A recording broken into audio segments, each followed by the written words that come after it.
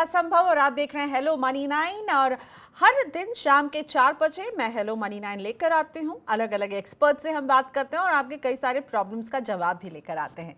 Monday का दिन हम डेडिकेट करते हैं टैक्स के लिए और ये सीजन भी है जब इनकम टैक्स रिटर्न भरने के लिए हम सब तैयारी कर रहे हैं।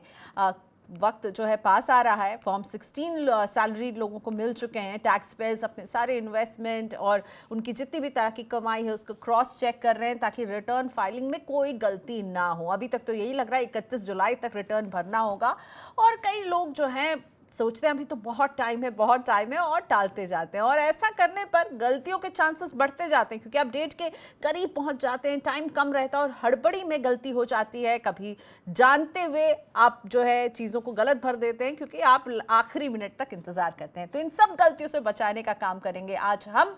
मेरे साथ जुड़ रहे हैं चार्टर्ड अकाउंटेंट सुनील गर्ग जी। वो हमें बताने वाले हैं कि किस तरह की गलतियां अमूमन रिटर्न फाइलिंग में होती है और इससे आप कैसे बच सकते हैं। नमस्ते सुनील जी, स्वागत है आपका मनी 9 पर। मैं आपसे बात करूं उससे पहले मैं शेयर करना चाहूंगी कि कैसे लोग खुद आपसे अपने सवाल पूछ सकते हैं। जी हाँ, फायदा उठाइए चार्टर्ड अकाउंटेंट सुनील गर्ग से। अगर आप टैक्स रिटर्न से जुड़ा हुआ कोई भी सवाल पूछना चाहते हैं तो ऐसे भेजिए अपने सवाल। आप हमें व्हाट्सएप कर सकते हैं 9311121874 पर या फिर आप ईमेल कर सकते हैं money9query@tv9.com पर।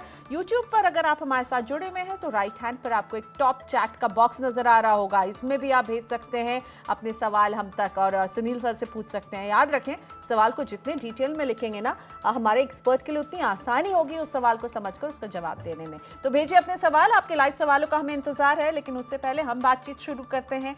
सुनील जी, स्वागत है आपका मनी 9 में एक बार फिर से। इनकम टैक्स रिटर्न फाइल करते समय आपने क्या देखा है? टैक्स पेयर्स वो कौन सी गलतियां हैं जो करते हैं? देखिए प्रियंका जी, गलतियां ही गलतियां करते हैं और सबसे बड़ा कारण ये है कि हम जो टैक्स पेयर हैं हम उसको बड़ी कैजुअल अप्रोच से रिटर्न भरते हैं। एक बात ध्यान रखिए, इनकम टैक्स रिटर्न भरना आपकी स्टेच्यूटरी लायबिलिटी है, ये कोई कैजुअल अप्रोच नहीं है। जब आप एक रिटर्न भर रहे हैं तो आप एक स्टैच्यू में रिटर्न भर रहे हैं। अगर आप कोई गलती करेंगे तो उसमें पीनल प्रोविजंस लगते हैं, इवन प्रोसिक्यूशन लॉन्च हो जाता है। तो पहली बात, गलती करने का कारण है कैजुअल अप्रोच, जो कि आपने शुरू में भी कहा था कि लोग लास्ट डेट की इंतजार करते हैं। अमूमन जो गलतियां होती हैं, नंबर एक गलती, आप अपना आईटीआर फॉर्म गलत चुनते हैं। 7 तरह के फॉर्म है, स्पेसिफिक फॉर्म है, आपको ध्यान से चुनना है। नंबर दो गलती, रेजिडेंशियल स्टेटस को लेके गलती हो जाती है। देखिए, आपको पता होगा कि जब आप रेजिडेंट इंडियन होते हैं तो पूरी ग्लोबल इनकम पर आपको टैक्स देना है। अगर आप नॉन रेजिडेंट हो गए हैं तो केवल आपको उस इनकम पर टैक्स देना होता है जो इंडिया में आपने कमाई है, इंडिया में अर्न की है। गलती कहाँ होती है? आजकल हमारे बहुत सारे बच्चे विदेश जाते हैं नौकरी करने के लिए, तो वो जब विदेश चले जाते हैं तो उनको लगता है कि मैं तो पहले साल में ही नॉन रेजिडेंट हो गया। ऐसा नहीं होता है, आपको नंबर ऑफ डेज काउंट करने पड़ते हैं। नंबर तीन गलती प्रियंका जी, जो लोग हमने देखा है वो गलती करते हैं जब अपनी डिडक्शंस को क्लेम कर रहे होते हैं। देखिए, पेपरलेस है, आपसे प्रूफ नहीं मांगे जाते, लेकिन आपको संभाल कर रखने होते हैं। मेडिक्लेम आपने नहीं करवाया या आपने कैश में पेमेंट कर दी, आपको छूट नहीं मिलती है। आपको एटीडी के लिए चेक से पेमेंट का प्रूफ होना चाहिए। आपने अगर एटीसी में डिडक्शंस क्लेम किया तो आपके पास इन्वेस्टमेंट के प्रूफ होने चाहिए। लोग गलती क्या करते हैं कि वैसे ही क्लेम कर लेते हैं उनको, और एक्चुअल में उनके पास में प्रूफ ही नहीं होते हैं। बाद में कई बार पूछ लेती है सरकार। तीसरी गलती, अगर आप किसी कंपनी के शेयर होल्डर हैं, इक्विटी शेयर होल्डर हैं या डायरेक्टर हैं, तो आपका फॉर्म ही चेंज हो जाता है। सबसे बड़ी बात। और ऐसे एम्प्लॉइज जो कंपनी जिनको डायरेक्टर बना देती है, जो टॉप मैनेजमेंट में चले जाते हैं, उनको ईसॉप शेयर्स दे देते हैं, इक्विटी शेयर्स दे देते हैं। ईसॉप को लेके बड़ा इशू आता है। आपको अगर इक्विटी शेयर अलॉट कर दिए हैं तो प्लीज अंडरस्टैंड, आपको अपनी इनकम टैक्स रिटर्न के फॉर्म में उसको डिक्लेयर करना होता है कि आपको कितने पैसे में वो शेयर मिले हैं, आपको कितने डिस्काउंटेड प्राइस से मिले हैं। लोग नहीं बताते हैं। आप कंपनी के डायरेक्टर हो गए, आप नहीं बताते हैं। और सबसे बड़ी गलती, आपकी जो अदर इनकम है, आप अपना फॉर्म 16 में जो इनकम आती है उनको तो देख लेते हैं। आपको ब्याज से इनकम है, आपने म्यूचुअल फंड को रिडीम करवाया है, बहुत लोग करवाते हैं, शिफ्ट कर जाते हैं, स्कीम को शिफ्ट कर लेते हैं। आपका जो इन्वेस्टमेंट एडवाइजर है वो कहता है जी नहीं, ये स्कीम नहीं, इसमें चले जाइए। आपको पता ही नहीं चलता आप कब स्विच कर गए, और स्विच का मतलब भी रिडीम होता है, उस पर आपको कैपिटल गेन देना होता है। इस बात की बहुत लोग गलतियां करते हैं। राइट। तो इसलिए आप आपने अपनी अभी जैसे एआईएस, सुनील जी कहा कि इनकम टैक्स रिटर्न फॉर्म जो है ये, इसको भी चुनने में गलती हो जाती है, तो आप क्या सलाह देते हैं, कैसे कोई सही फॉर्म सिलेक्ट करे, किस आधार पर सिलेक्शन होना चाहिए आईटीआर फॉर्म का? देखिए प्रियंका, सरकार ने 7 तरह के फॉर्म दिए हैं आपको, लेकिन अगर हम इंडिविजुअल एम्प्लॉय की बात करें और सैलरी एम्प्लॉय की बात करें तो उनको दो ही फॉर्म लगते हैं, आइदर फॉर्म 1 और फॉर्म 2। फॉर्म 1 जरा बड़ा बेसिक फॉर्म है। आप ध्यान रखिए कि आपको फॉर्म 1 केवल उनके लिए एप्लीकेबल होगा अगर आप 50 लाख रुपए से कम आपकी आय है, एक हाउस प्रॉपर्टी से इनकम है, एग्रीकल्चर इनकम केवल 5,000 रुपए तक है, आपके पास कोई कैपिटल गेन की इनकम नहीं होनी चाहिए। पहले लोग गलती, पहले फॉर्म 1 में चली जाया करती थी, अब चेंज कर दिया, आपको फॉर्म 2 चुनना पड़ेगा। तो आइदर फॉर्म 1 और फॉर्म 2।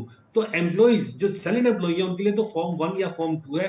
तो आप एक थंब रूल बना लीजिए, 50 लाख रुपए से अगर आपकी इनकम कम है, कैपिटल गेन से कोई इनकम नहीं है, बिजनेस का तो सवाल ही पैदा नहीं होता, और आपकी एक एक हाउस प्रॉपर्टी से इनकम है, तो ही फॉर्म 1 है। अदरवाइज आपको फॉर्म 2 में जाना पड़ेगा। आपका रेजिडेंशियल स्टेटस चेंज हो गया तब भी आपको फॉर्म 2 में जाना पड़ेगा।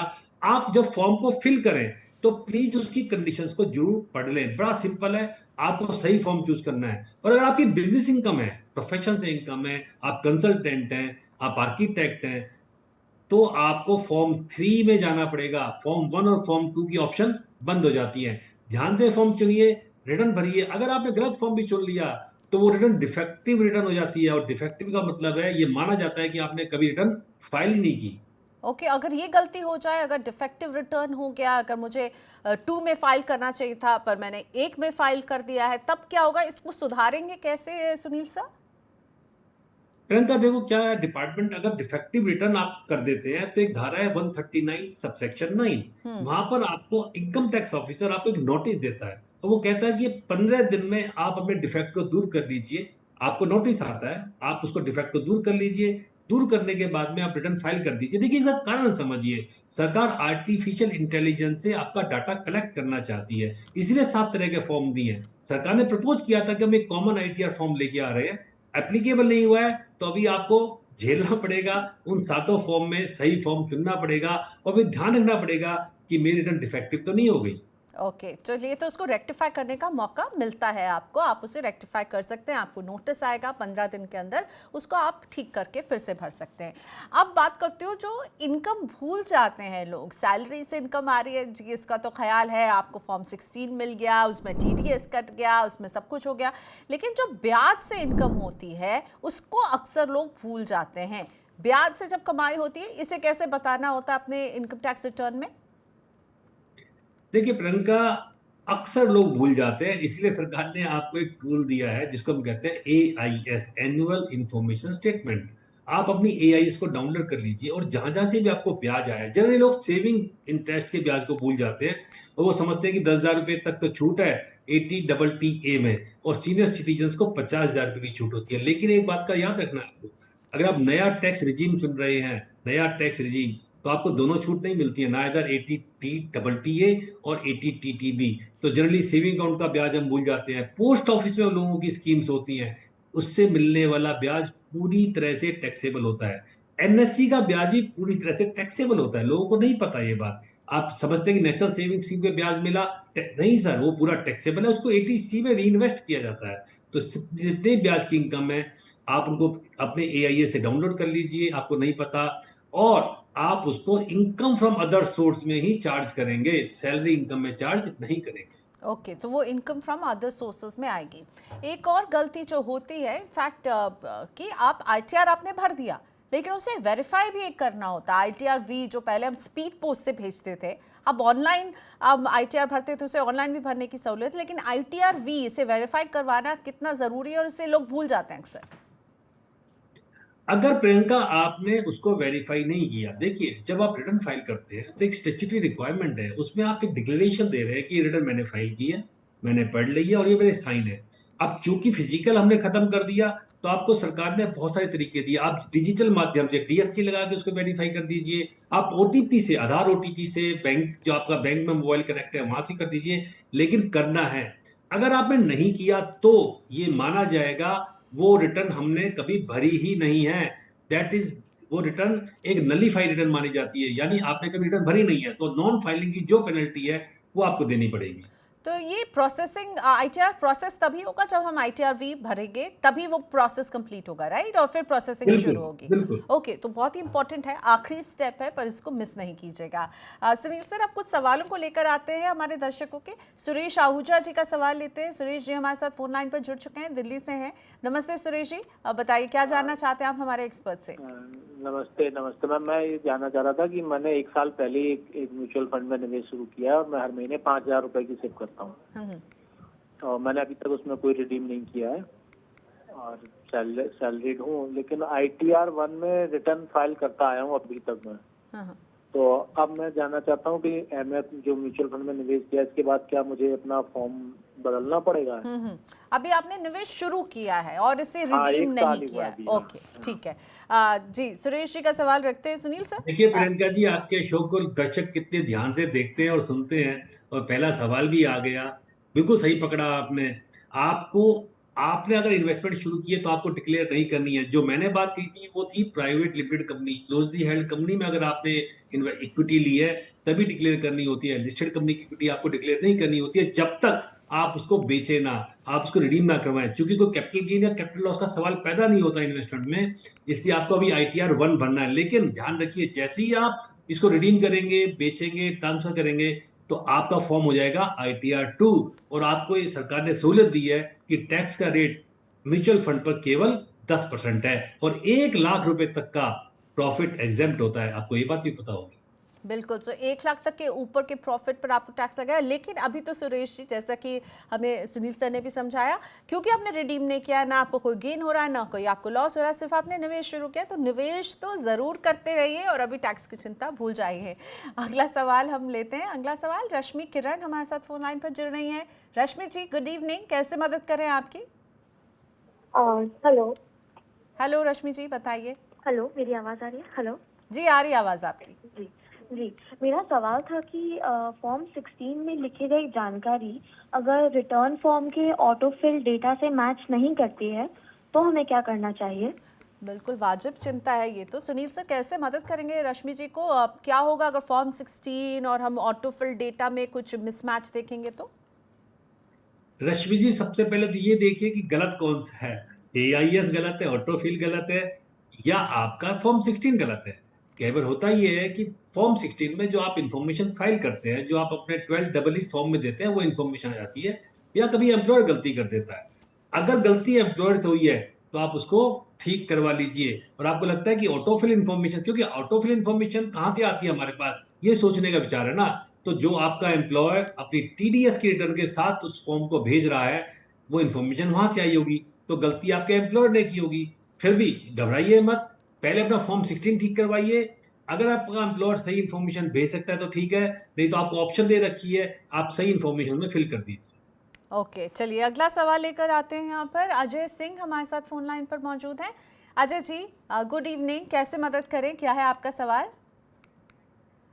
ओके, अजय सिंह से हमारा संपर्क टूट गया है, पर अजय जी का सवाल मेरे पास आ गया। और ये सवाल मुझे लगता है, मैं जब से टैक्स के शोज़ कर रही हूँ तब से ये सवाल बार बार पूछा जाता है।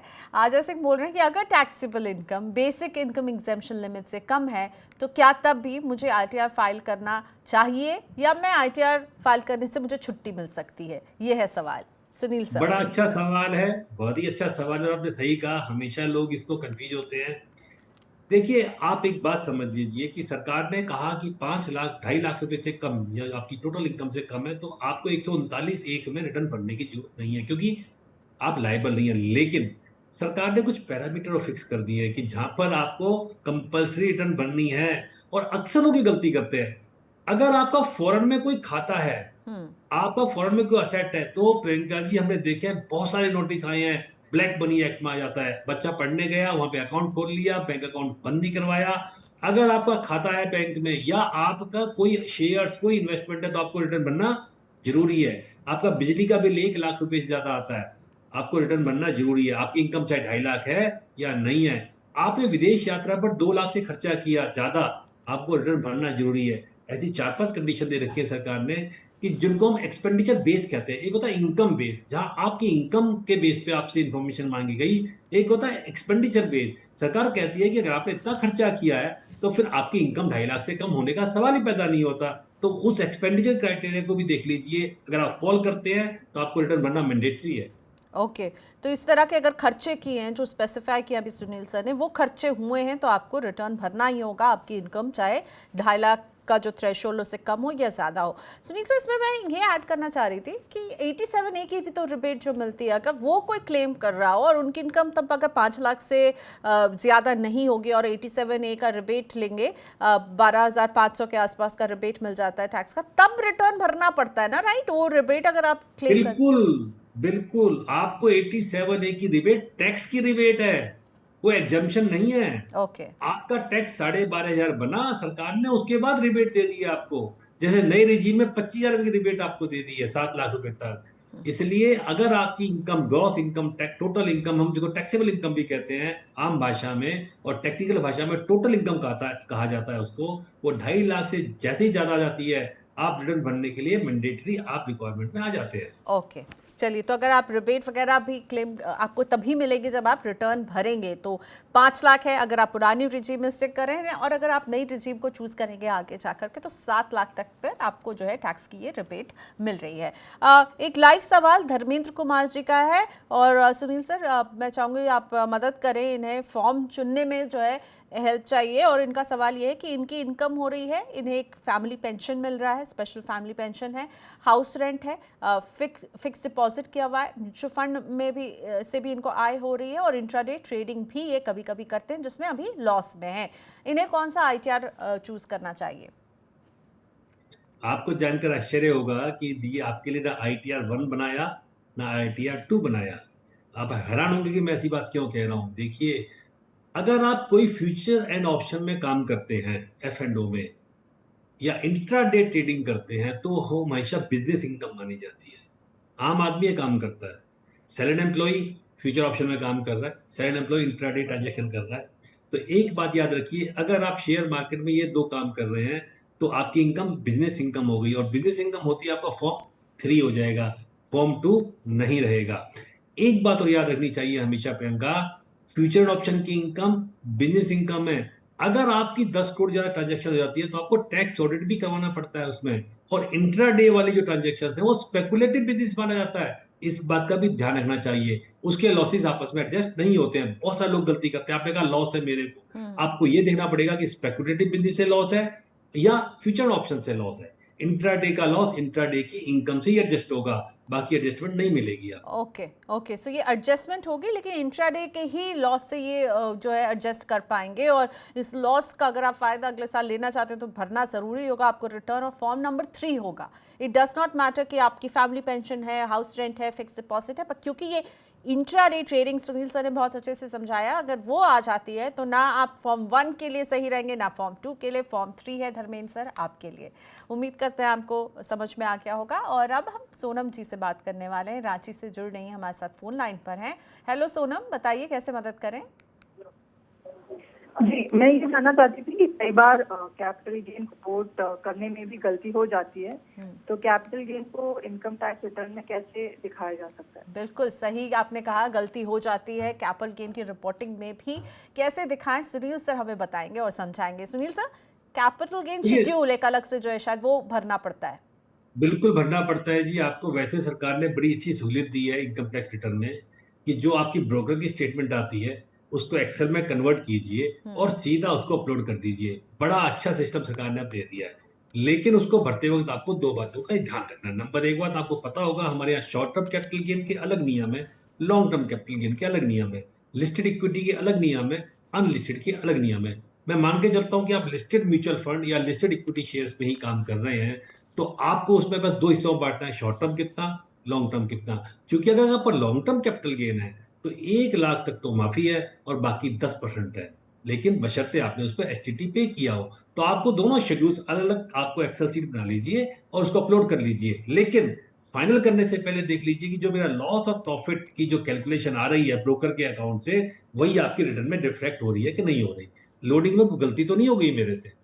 ओके चलिए, तो इसका ख्याल रखिएगा और प्लीज़ भेजिए। अब हम हमारे को शो ख़त्म करने का टाइम हम करीब आ रहा है, लेकिन अभी सुनील सर बने हुए हैं। सुनील गर्ग जी से अगर आप सवाल पूछना चाहते हैं, व्हाट्सएप कर सकते हैं आप हमें अपना सवाल, ईमेल भी कर सकते हैं अपने सवाल, और यूट्यूब पर लाइव टॉप चैट बॉक्स में भी जाकर लिख डालिए अपने सवाल।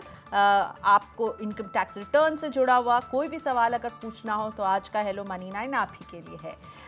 सुनील सर, अगला सवाल ले आते हैं राघव सोनी जी का। इन्होंने हमें व्हाट्सएप किया था और राघव सोनी पूछ रहे हैं कि सीनियर सिटीजन्स के लिए इनकम टैक्स छूट की सीमा को लेकर थोड़ा सा क्लैरिटी दीजिए, और पेंशन के साथ साथ किराए से इनकी कुल कमाई लगभग 55,000 रुपये होती है, तो इन्हें कौन सा फॉर्म लेना चाहिए ये भी बताइए।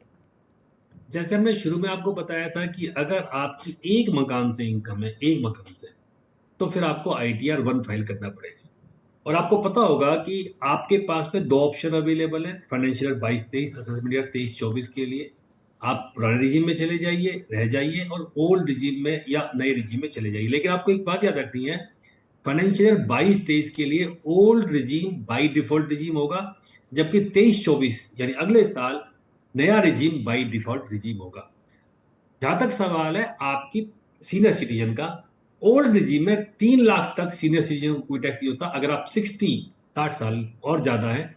अगर आप सुपर सीनियर सिटीजन यानी 80 प्लस हैं तो 5 लाख रुपए तक आपको कोई भी टैक्स नहीं लगता है। अब आप ये सोच रहे होंगे कि 5 लाख तक तो वैसे ही छूट है 87A मिलाकर प्रियंका जी, तो फिर फायदा क्या दिया सरकार ने?